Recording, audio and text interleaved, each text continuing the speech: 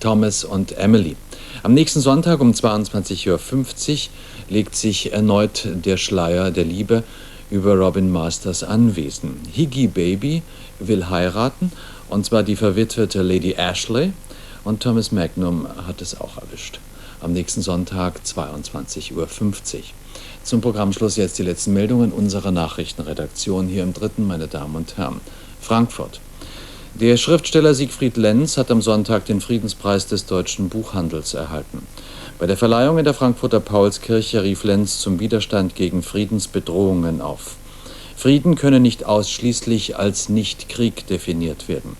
Um ihn zu gewinnen, müssten auch das soziale Elend, die Unterdrückung von Menschenrechten und die Bedrohung durch zunehmende Umweltzerstörung überwunden werden. Der israelische Diplomat Yochanan Meros würdigte den Preisträger in seiner Laudatio als einen zurückhaltenden Botschafter der Toleranz. Lenz habe sich in seinem Werk der Korrektur des inneren Unfriedens als Voraussetzung für den äußeren Frieden gewidmet. Wiesbaden.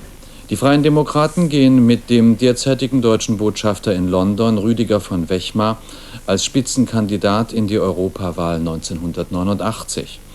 Auf der Bundesvertreterversammlung der FDP in Wiesbaden wurde von Wechmar heute mit großer Mehrheit auf Platz 1 der Liste gewählt.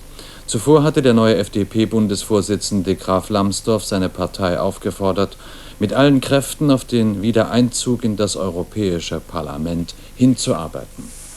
Straßburg. Papst Johannes Paul II. Hat gestern die Europäer dazu aufgefordert, mit den Armen und Benachteiligten der Welt brüderlich zu teilen.